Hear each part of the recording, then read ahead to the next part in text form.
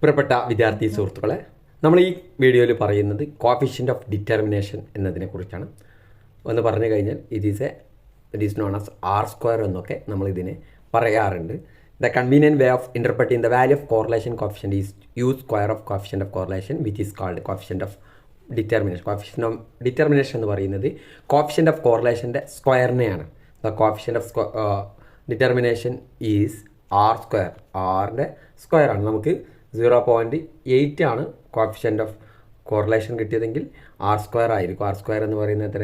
0.64. That is a coefficient of determination.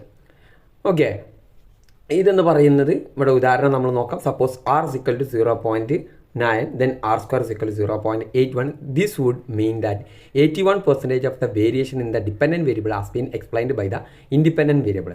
Independent വേരിയബിളുള്ള മാറ്റത്തിനനുസരിച്ച് 81% variation നമുക്ക് എക്സ്പ്ലെയിൻ ചെയ്യാൻ സാധിക്കുമെന്നാണ് ഇത് കൊണ്ട് അർത്ഥമാക്കുന്നത്. ഓക്കെ, ഇൻഡിപെൻഡൻറ്റ് വേരിയബിളിൽ ഒരു മാറ്റം ഉണ്ടായാൽ മറ്റതിൽ 81% മാറ്റം ഉണ്ടാവും. 81% ഒന്ന് മാറിക്കഴിഞ്ഞാൽ അതിൻ്റെ 0.81 മാറ്റം ഉണ്ടാവും എന്നാണ് പറയുന്നത്. The maximum value of R square is equal to 1 because it is possible to explain the variation in Y but it is not possible to explain more than 1. ഒന്നിൽ കൂടുതൽ ഉണ്ടാവില്ല എന്നാണ് പറയുന്നത്. അപ്പോൾ ആർ സ്ക്വയർ എപ്പോഴും എത്രയായിരിക്കും? മാക്സിമം 1 ആയിരിക്കും. Less than എന്തായിരിക്കും? 1നും 0ക്കും ഇടയിലായിരിക്കും ആർ സ്ക്വയർ ഉണ്ടായിരിക്കുക. സപ്പോസ് ആർ സിക്വൽ ടു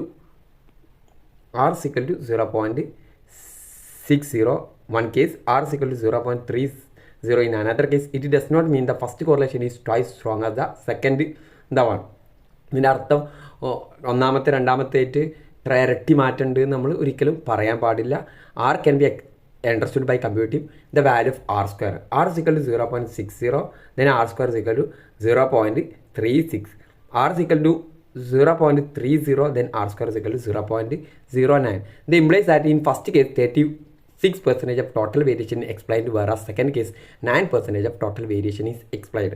എന്ന് പറഞ്ഞു കഴിഞ്ഞാൽ ഇതിൻ്റെ അർത്ഥമാക്കുന്നത് വേരിയേഷൻ എന്ന് പറഞ്ഞാൽ അടുത്തൊരു വേരിയബിൾ ഒരു ഇൻഡിപെൻഡൻറ്റ് വേരിയബിളിൽ മാറ്റം വരുമ്പോൾ എക്സിലുള്ള മാറ്റത്തിനനുസരിച്ച് വൈയിൽ ഉണ്ടാകുന്ന മാറ്റം എന്നാണ് ഇതുകൊണ്ട് അർത്ഥമാക്കുന്നത്. അത് 36% ആണ് ഫസ്റ്റ്. ആർ സ്ക്വയർ 0.60 എന്ന് പറയുമ്പോൾ 36% ആണ് ടോട്ടൽ വേരിയേഷൻ എക്സ്പ്ലെയിൻ ചെയ്യാൻ പറ്റും. R square 0 is equal to 3.0 ആണെങ്കിൽ ആർ സ്ക്വയർ എന്തായിരിക്കും? 0.09. ഇതാണ് കോഫിഷ്യൻ്റ് ഓഫ് ഡിറ്റർമിനേഷൻ എന്നതുകൊണ്ട് നമ്മൾ ഉദ്ദേശിക്കുന്നത്.